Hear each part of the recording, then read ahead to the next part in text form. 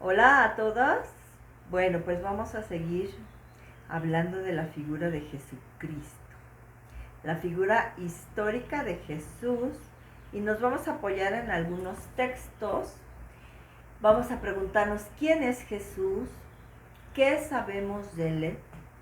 El autor de este artículo que voy a apoyarme en él define la figura de Cristo como una piedra de escándalo para la razón. Y vamos a ver por qué dice esto. En los años que marcan el comienzo del tercer milenio, parece que se hubiera despertado en el mundo un interés especial por Jesús de Nazaret. En realidad, los libros escritos en los últimos años sobre su figura y su persona, aunque no todos positivos, ponen de relieve la actualidad y la trascendencia del Hijo de Dios hecho hombre. Veíamos que en la persona divina de Jesucristo estaba la naturaleza humana y la naturaleza divina. Y que eso, siendo la unión hipostática, era la explicación de cómo Cristo pudo perfectamente redimir al género humano porque tomó la naturaleza humana. Y al mismo tiempo, redimirnos de una manera infinita ante la culpa infinita, ante la falta infinita que le habíamos hecho a Dios. Y pues ya, quedamos redimidos, ya no íbamos a ir a las tinieblas, tenemos la posibilidad de ir a la luz y en su comunión con el Padre, Jesús se hace presente hoy entre nosotros. ¿Y qué trae Jesús que da al mundo? La respuesta es sencilla, nos trae a Dios. Esa revelación que les tomó tantos años a los pueblos, al pueblo escogido de Israel, que se fue dando cuenta a través de las revelaciones, de cómo primero escogió a Abraham para ser el patriarca y el padre de una gran nación, como cuando habló y lo escogió a él y se comunicó con él, de alguna manera pues lo hizo sentir especial y exclusivo, y que de ahí saldría un gran pueblo. Así fue como Dios se comunicó. Después hizo una alianza con él, una alianza muy importante en el momento en que él obedeció a Dios cuando le dijo que se lo ofreciera, cosa muy común en aquella época y siguió siendo común entre los pueblos de alrededor, pero a Dios no le gustaba que su pueblo hiciera eso. Ofrecían como víctimas de oblación a sus propios hijos. Y Dios de esa manera probó en esa mentalidad y en esa época a un hombre común de esa época y le pidió a su hijo. Cuando él llevó a Isaac, que había sido muy difícil de haberlo tenido con Sara, porque después de tantos años de que Sara ya de mucha edad, pues nunca pudo haber tenido hijos, pues ella también le dijo a Abraham, bueno, pues ahí está la esclava, mi esclava, ten un hijo con ella. Era muy normal en esa época hacer también eso. ¿Por qué? Porque lo importante era tener descendencia. Es que hubiera quien prosiguiera con la sangre y el nombre de esa persona pues que quería trascender en una familia. Cuando Abraham lleva a cabo esa acción y con Agar, la esclava de Sara, su esposa, que también era muy común tener esclavos y no se veía una cosa así muy jalada como ahora lo veríamos, pues tuvo un hijo con ella, Ismael, del cual salió la tribu de los ismaelitas posteriormente y que muchas veces se habla en la Biblia de ella, de esa tribu, pues empezó también Sara a sentir así pues como un poco de pena, de tristeza que ella no había podido tener. Ella era la esposa, la legítima, y no había podido darle ese hijo a Abraham. Entonces, pues también Dios le concedió, entre sus ruegos, le concedió, después de haber estado con ellos, visitarla, y resulta que sí concibió a un hijo, que le puso Isaac. Bueno, ya te imaginas, estaba muy contento Abraham. Tuvo que incluso pues decirle a Agar, la esclava que había tenido a Ismael, pues que ya no podía estar ahí porque había pues un poco entre envidias, entre oye, ¿por qué quiere tomar tantos privilegios este hijo si tienes a Isaac, que es el hijo de la dinastía de nosotros, yo soy la auténtica? Para evitarse problemas, Abraham le dijo, bueno, mira, Agar, toma tus cositas y vete. La pobre la pasó muy mal, lo puedes leer todo esto en el libro del Génesis. Y pues sí, ya estaba desesperada.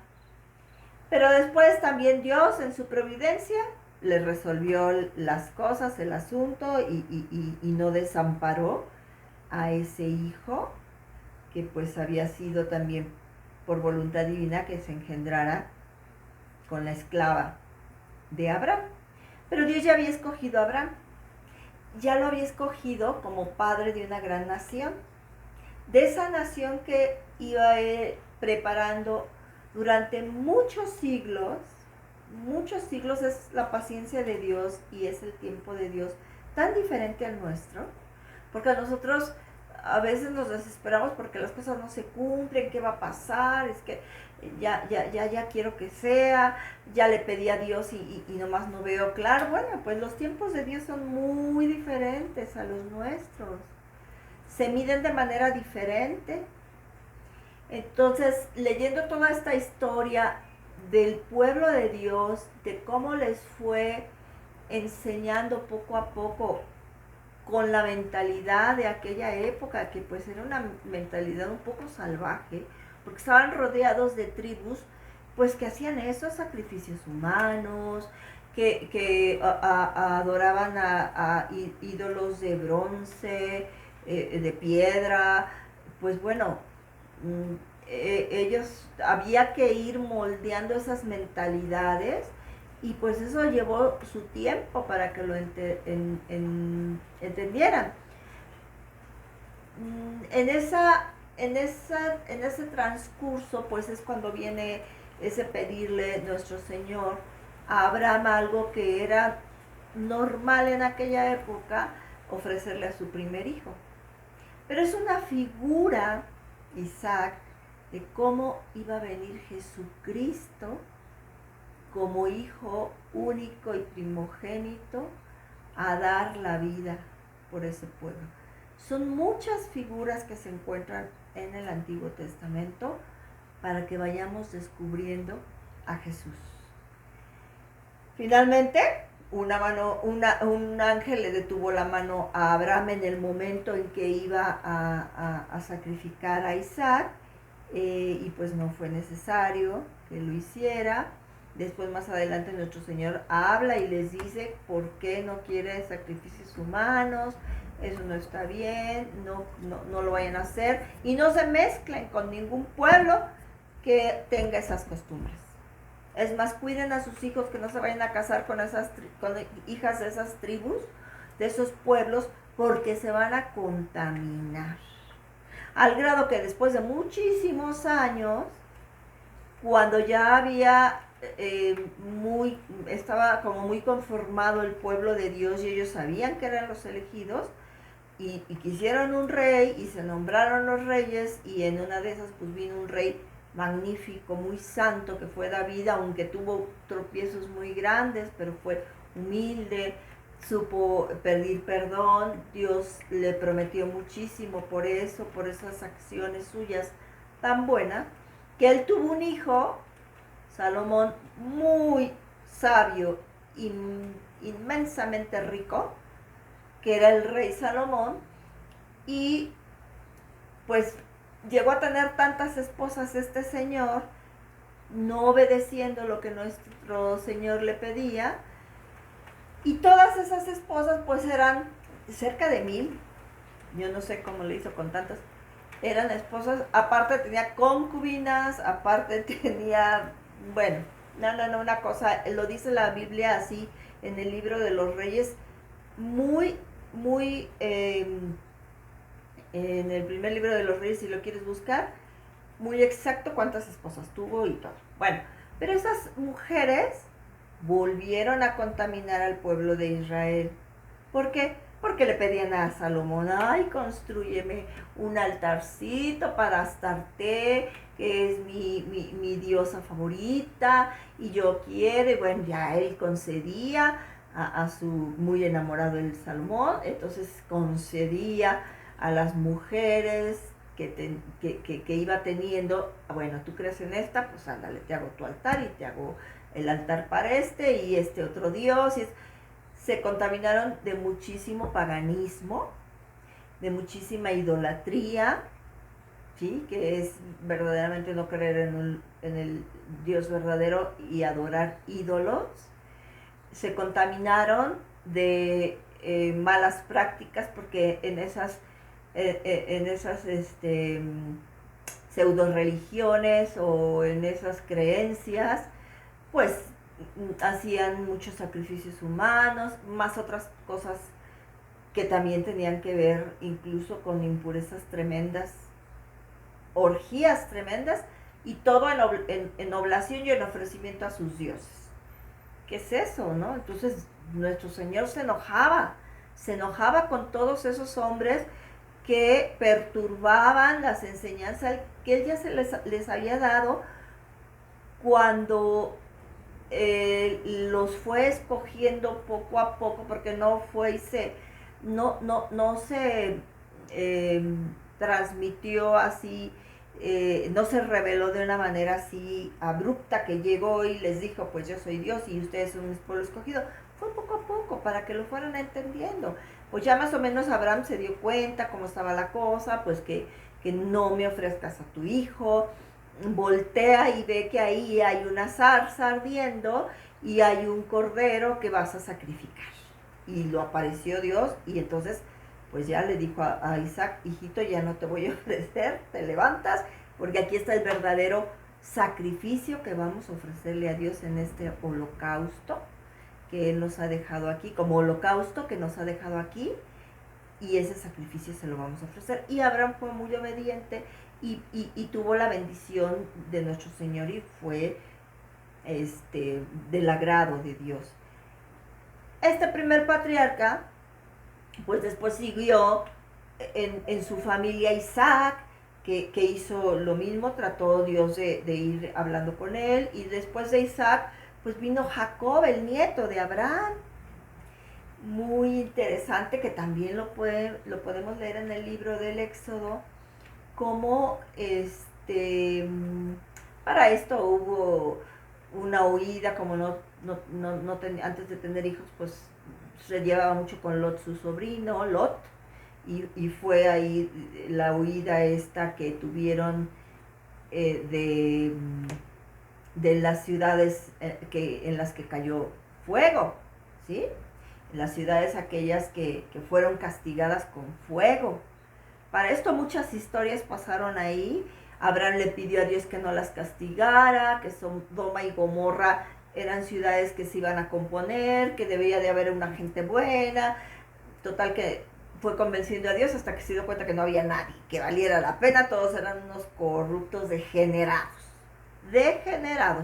Y la Biblia lo va diciendo, hicieron cosas abominables, así lo dice.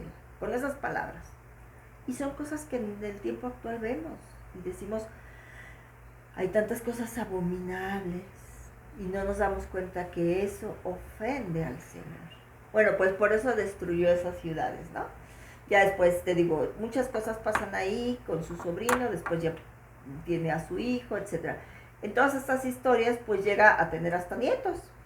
Y Jacob fue muy afortunado porque pues de ahí vino una historia hermosa en la cual nos sigue enseñando nuestro Señor que no se escoge en un pueblo, bueno, escoge un pueblo y que de ese pueblo va a descender el cristianismo. Que como a ese pueblo hebreo pertenece Jesucristo, Jesucristo es hebreo, Jesucristo es del pueblo judío, de la tribu de Judá. Son 12 tribus las que descendieron de Jacob. Entonces, como Él nos promete un Salvador en ese pueblo, pues les va enseñando poco a poco cómo se los va a ir dando de acuerdo a las historias que van sucediendo. Y de esos 12 hijos, hay figuras también. La figura del hijo preferido de Jacob, que es José. José era un muchacho muy soñador. Se han hecho obras de teatro, José el Soñador. Pero José era un muchacho soñador en el sentido de que pues él veía un poco más allá y se ilusionaba y quería hacer y quería iniciar cosas. Y a los otros 11 hermanos, o a los otros 10, porque había el chiquillo que no, yo no creo que se diera tanta cuenta, pero los otros 10 les caía mal. Oye, este hijo de... Y luego para colmo, Jacob se le ocurre regalarle una túnica hermosa a José, y aquel, bueno, con su túnica iba y venía, y peor, oye, el hijo preferido de mi papá ya nos tiene, ¿verdad? Porque es su preferido, se nota, ¿verdad? Porque, bueno, lo quiere. Y resulta ser que estos hermanos envidiosos, hijos de los patriarcas, nietos del patriarca Abraham, bisnietos, nietos del patriarca Isaac, aquel que era figura de Jesucristo porque iba a ser ofrecido por su padre. En esos niveles resulta que pues se les ocurre, vamos a deshacernos del hermanito que tenemos. Ay, ¿por qué es? Y así lo hicieron. Y esa historia, que además se va enlazando con las historias de las demás regiones que había ahí, era la época de los fenicios, la época de los babilonios, la época de los asirios, que hemos estudiado en la historia, y que sí coincide, todo eso se encuentra en la Biblia y también se encuentra en la historia universal. Es maravilloso ver cómo todas esas narraciones van encajando en esas versiones históricas que tenemos.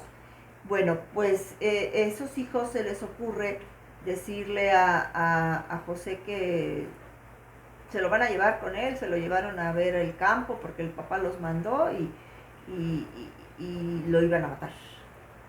Pues que lo matemos y pues bueno, había uno que era Rubén que dijo, oiga, no, pues tampoco es nuestro hermano, ¿no? O sea, como que, ¿por qué? Pero pues ahí estaba, ¿verdad? Ahí estaba el pecado original que no nos dejó y no lo traemos hasta la fecha, pero pues no había venido el Redentor todavía para que nos abriera bien el entendimiento. Pues no había la gracia y a aquellos se les hizo fácil ya deshacerse del hermano. Y entonces, pues oigan, ¿qué les parece si lo que hacemos es decirle a mi papá pues que se murió? Y bueno, fue bueno porque los convenció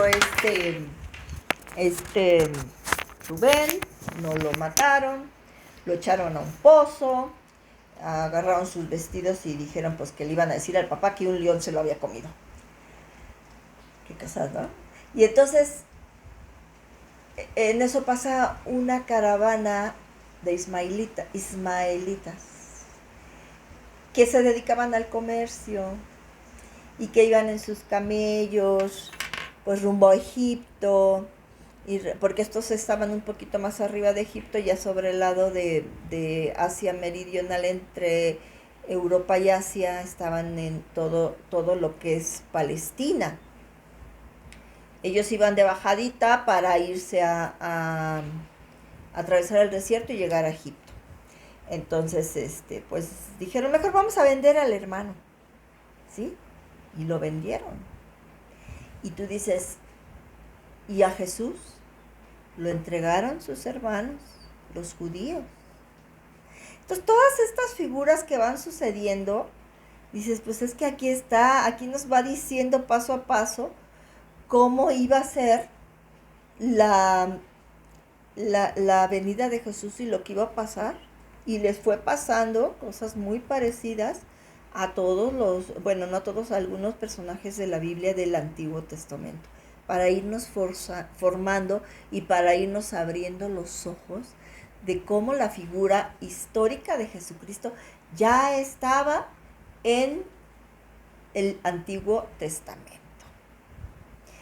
Bueno, hay muchas más historias, pero no voy a seguir con ellas. Esta es muy interesante y les dejo para que sepan qué fue lo que pasó. Bueno, con decirles que esta historia termina con Moisés y cómo Moisés saca al pueblo de Egipto. Y eso es lo que celebran hasta la fecha los judíos, la salida de Egipto, la Pascua. Y fue porque todos fueron a dar a Egipto porque a esto se les ocurrió vender al hermano y bueno, pasan mil cosas muy interesantes y muy bonitas de verdad. Pero ahí se va educando uno de cómo prefigurando esa figura de Jesucristo. Por eso en el cardenal, ahora papa emérito, Joseph Ratzinger, escribió 3 tomos y hay uno en el libro Jesús von Nazaret, en el capítulo 1 y 2, él nos va diciendo cómo Jesús nos trae a Dios. Eso es lo que trae al mundo, ¿no? A que conozcamos a Dios a través de él. Y nos explica en el libro de Camino, San José María Escrivá, dice, enciende tu fe. No es Cristo una figura que pasó. No es un recuerdo que se pierde en la historia. Vive. Jesucristo vive. Erie et odie ipse et in secula. Que quiere decir Jesucristo ayer, hoy y para siempre. Eso dice San Pablo. Jesucristo ayer, hoy y siempre. Lo dice en el libro de Colosenses, en el libro de... Este es el Nuevo Testamento nada más. No es la Biblia completa, pero se puede tener nada más el Nuevo Testamento. Y ahí está. En la carta que escribió San Pablo a los colosenses les escribió... No, miento. Es a los corintios. Es que las iniciales son CO y es Corintios, porque son dos cartas a los corintios. A los colosenses nomás les escribió una.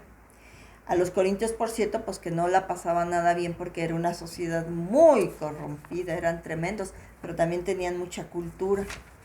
Y él pues llegó ahí a cristianizarlos. En Corinto hizo muchas cosas. Dicen que los muchachos cuando se querían portar mal, esto se lo oía a un padre hace muchos años, que decían, vámonos a corintiar. Que era ir a hacer lo peor.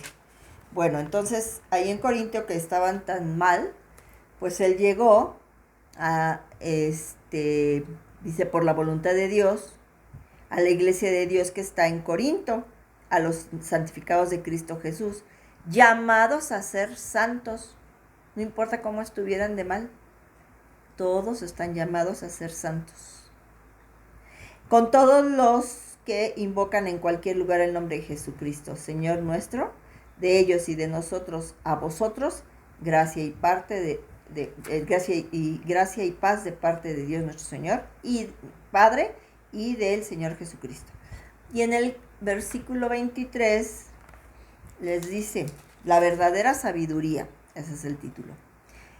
Pues ya que el mundo por su propia sabiduría no conoció a Dios en su divina sabiduría, no conoció a Dios en su divina sabiduría, sí, Dios quiso salvar a los creyentes por la locura de la predicación. Por esto, mientras los judíos piden milagros y los griegos buscan sabiduría, nosotros predicamos a Cristo crucificado.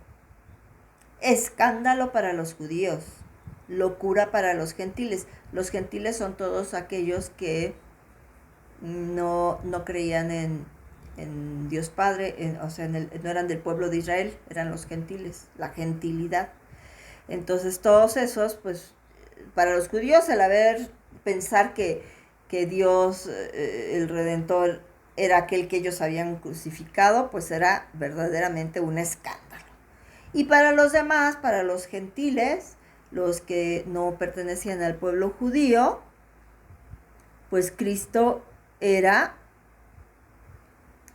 una locura. Pero para los llamados, tanto judíos como griegos, porque algunos sí escucharon el mensaje y sí se convirtieron y sí llegaron a entender el cristianismo como la verdadera verdad, para los llamados es Cristo fuerza de Dios y sabiduría de Dios. Porque la locura de Dios es más sabia que los hombres y la debilidad de Dios es más fuerte que los hombres.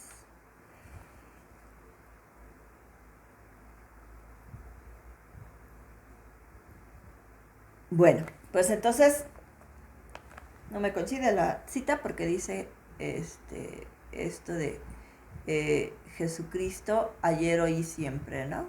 Bueno, no, pero dice eso, ¿verdad? Vergüenza y triunfo, nosotros predicamos a Cristo crucificado. Eso es lo que predicamos y lo seguimos predicando. No fue fácil para los primeros cristianos superar el escándalo de la cruz. Para nosotros es muy común saber que Jesucristo fue crucificado, muerto y sepultado, como lo dice, vemos un crucifijo, muy bien, pero en aquella época era una aberración, haber muerto en la cruz, es que de verdad, lo peor que puede haber habido. ¿Y cómo me dices que ahora tengo que creer en ese hombre que se llevó el peor de los castigos porque hizo algo muy grave? Solamente a ellos se les crucificaba, los que eran tremendos. Entonces ellos, al predicar esto, pues tenían que superar el escándalo de la cruz, la realidad de la crucifixión y la muerte del Hijo de Dios. ¿Y cómo voy a creer en él? ¿Sí? De ahí el intento de muchos gnósticos que no creían, estos son los gnósticos, que negaron que Jesús tuviera cuerpo real y pasible. O sea, no pudo haber sido un cuerpo humano que sufrió tanto. Entonces se venían muchas dudas y muchas ideologías que hacían que los cristianos fueran contracorriente. Después, 2 siglos más tarde, Nestorio, otro que afirmaba que la existencia de 2 personas, no era una persona divina como lo vimos, sino eran 2 personas, una humana y otra divina, y no tenía nada que ver. Y entonces, pues, no habíamos quedado redimidos porque, pues, no había muerto un hombre cualquiera, ¿no? Porque, pues, la persona divina en ese momento no sé a dónde se había ido. A ningún estudioso serio, sin embargo, el hecho histórico de Jesús de Nazaret se le escapa.